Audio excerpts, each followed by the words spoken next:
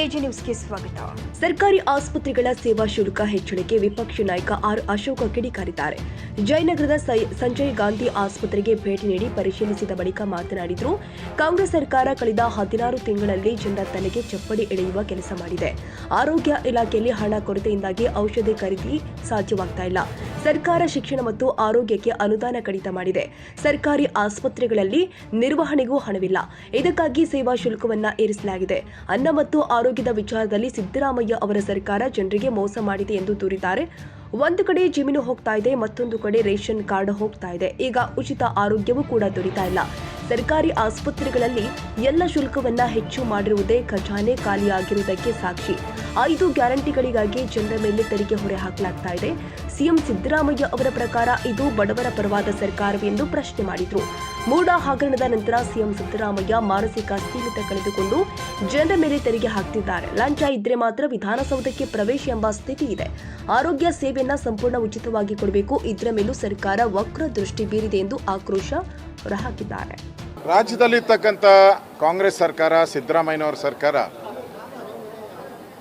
ಬಂದಂಥ 16 ತಿಂಗಳಲ್ಲಿ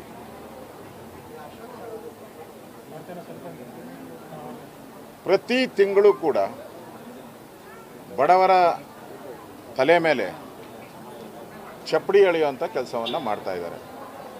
ಈಗಾಗಲೇ ನಿತ್ಯ ಬಳಕೆಯ ವಸ್ತುಗಳು ಗಗನಕ್ಕೇರಿದೆ. ಎಲ್ಲ ಪೆಟ್ರೋಲು ಡೀಸೆಲ್ ರೈಸ್ ಆದ ತಕ್ಷಣ ದಿನನಿತ್ಯ ಉಪಯೋಗಿಸುವಂಥ ತರಕಾರಿ ಇರ್ಬೋದು, ಹಣ್ಣಿರ್ಬೋದು, ರೇಷನ್ ಇರ್ಬೋದು, ಇವೆಲ್ಲ ಜಾಸ್ತಿ ಆಗಿದೆ. ಅದರ ಜೊತೆಗೆ ಸ್ಟ್ಯಾಂಪ್ ಡ್ಯೂಟಿ ಜಾಸ್ತಿ ಮಾಡಿದ್ದೀರಾ, ಹಾಲಿನ ದರ ಜಾಸ್ತಿ ಮಾಡಿದ್ದೀರಾ, ಆಲ್ಕೋಹಾಲ್ ದರ ಜಾಸ್ತಿ ಮಾಡಿದ್ದೀರಾ. ಈಗ ರೇಷನ್ ಕಾರ್ಡು ರದ್ದು ಮಾಡ್ತಾ ಇದ್ದೀರಾ. ಈಗ ಮತ್ತೊಂದು ಬರೆ ಆರೋಗ್ಯ ಇಲಾಖೆಯವರು ಇಲಾಖೆಯನ್ನು ನಡೆಸೋಕ್ಕೆ ದುಡ್ಡಿಲ್ದಿರ, ಇಲಾಖೆಯಲ್ಲಿ ಹಣದ ಕೊರತೆ ಇರೋದ್ರಿಂದ ಔಷಧಿಗಳು ತೆಗೆದುಕೊಳ್ಳಲಾಗದ ಸ್ಥಿತಿ ಇದೆ. ಔಷಧಿಗಳನ್ನು ತೆಗೆದುಕೊಳ್ಳೋಕ್ಕಾಗಲ್ಲ, ಆ ಸ್ಥಿತಿ ಇದೆ.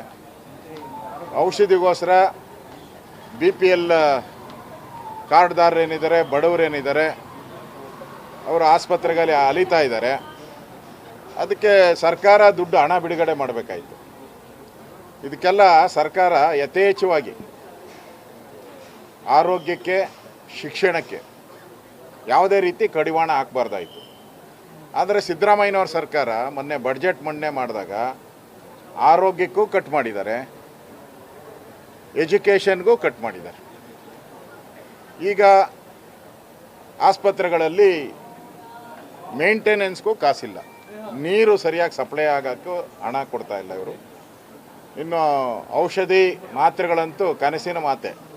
ಅದಕ್ಕೆ ಅವ್ರಿಗೆ ಕಂಡುಕೊಂಡಿರೋವಂಥದ್ದು ಸೇವಾ ಶುಲ್ಕವನ್ನು ರೈಸ್ ಮಾಡಿದ್ದಾರೆ.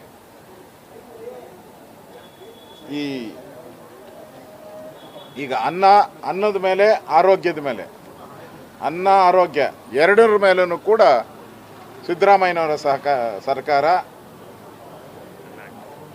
ಜನಗಳಿಗೆ ಮೋಸ ಮಾಡಿದ್ದಾರೆ, ಜನಗಳಿಗೆ ವಂಚನೆ ಮಾಡಿದ್ದಾರೆ. ಈಗ ಏಕಾಏಕಿ ರಿಜಿಸ್ಟ್ರೇಷನ್ ಫೀಸನ್ನು ಜಾಸ್ತಿ ಮಾಡಿದ್ದಾರೆ. 30 ರೂಪಾಯಿ ಮಾಡಿದ್ದಾರೆ ರಿಜಿಸ್ಟ್ರೇಷನ್ ಫೀಸ್. ಒಂದು ಸರಿ ರಿಜಿಸ್ಟ್ರ್ ಮಾಡಿದ್ರೆ 30 ರೂಪಾಯಿ ನೀವು ಯಾರೇ ಆದ್ರೂ ದುಡ್ಡು ಕಟ್ಟಬೇಕು. ಆಮೇಲೆ ನೀವು ಮತ್ತೆ ಇನ್ನೊಂದು ಸರಿ ನಾಳೆ ಮಾರನೇ ದಿನ ಮತ್ತೆ ಬಂದರೆ ರಿವೈಸ್ 20 ರೂಪಾಯಿ ಕಟ್ಟಬೇಕು. ಒಂದಿನ ನೀವು ರಿಜಿಸ್ಟರ್ ಆದರೆ ಆಗಲ್ಲ, ಮಾರನೇ ದಿನ ಮತ್ತೆ ಟ್ರೀಟ್ಮೆಂಟ್ಗೆ ಬಂದರೆ ಮತ್ತೆ ನೀವು ದುಡ್ಡು ಕಟ್ಟಬೇಕಾಗ್ತದೆ 20. ಈಗ ಅಡ್ಮಿಷನ್ ಚಾರ್ಜು 120 ರೂಪಾಯಿ ಮಾಡಿದ್ದಾರೆ.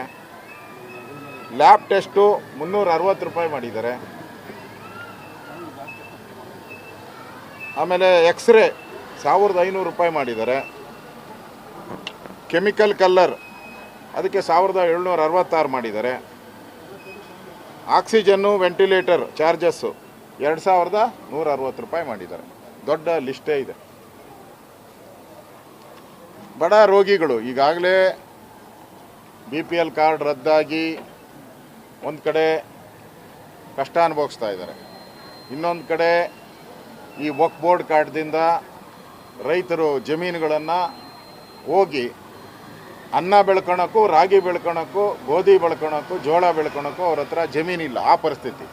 ಒಂದು ಕಡೆ ಜಮೀನು ಹೋಗ್ತಾ ಇದೆ, ಇನ್ನೊಂದು ಕಡೆ ರೇಷನ್ ಕಾರ್ಡ್ ಹೋಗ್ತಾ ಇದೆ, ಇನ್ನೊಂದು ಕಡೆ ಇಲ್ಲ ಆಸ್ಪತ್ರೆಗೆ ಏನಾನ ಬಂದು ಟ್ರೀಟ್ಮೆಂಟ್ ತಗೊಳ್ಳೋಣ ಅಂದರೆ ಅಲ್ಲೂ ಬೆಲೆ ಏರಿಕೆಯ ಬರೆಯನ್ನು ಎಳೆದಿದ್ದೀರ.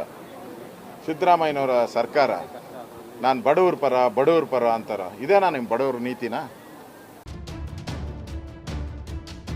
ಕನ್ನಡಿಗರ ಮೆಚ್ಚಿನ ನಿಮ್ಮ ಎಜೆ 24/7 ನ್ಯೂಸ್ ಕನ್ನಡ ವಾಹಿನಿ ಇದೀಗ ಟಿವಿಯಲ್ಲಿ ಲಭ್ಯ. ಒಂದು ವೇಳೆ ನೋಟಿಸ್ ಕೊಟ್ಟಿದ್ರೆ ವಾಪಸ್ ತಗೋತೀವಿ. ಇವತ್ತು ವಕ್ಫ್ ಪ್ರಾಪರ್ಟಿ ಅಂತೇಳಿ ಬರ್ತದೆ ಅಂತ ಹೇಳಿದ್ರೆ ರೈತರು ಬೀದಿಗೆ ಬಂದ್ರೆ ಏನ್ ಮಾಡ್ಬೇಕಾಗತ್ತೆ?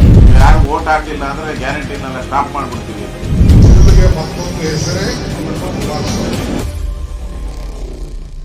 ಕರ್ನಾಟಕ ಮತ್ತು ದೇಶ ವಿದೇಶ 360 ಡಿಗ್ರಿ ಸುದ್ದಿ ಹಾಗೂ ಉತ್ತರ ಕರ್ನಾಟಕ, ಬೆಳಗಾವಿ, ಬಾಗಲಕೋಟೆ, ಧಾರವಾಡ, ಹಾವೇರಿ, ಗದಗ, ಬಿಜಾಪುರ ಜಿಲ್ಲೆಯ ಕ್ಷಣ ಕ್ಷಣದ ವಿವರವನ್ನ ಪಡೆಯುವುದಕ್ಕೆ ಎಜೆ 24/7 ನ್ಯೂಸ್ ಕನ್ನಡ ವಾಹಿನಿಯನ್ನ ಲೈಕ್ ಮಾಡಿ, ವಿಡಿಯೋಗಳನ್ನ ಶೇರ್ ಮಾಡಿ, ಕಮೆಂಟ್ ಮಾಡುವ ಮೂಲಕ ನಮ್ಮ ವಾಹಿನಿಗೆ ಸಹಕಾರ ನೀಡಿ ಮತ್ತು ಚಾನೆಲ್ ಅನ್ನ ಸಬ್ಸ್ಕ್ರೈಬ್ ಮಾಡಿ. ಧನ್ಯವಾದಗಳು.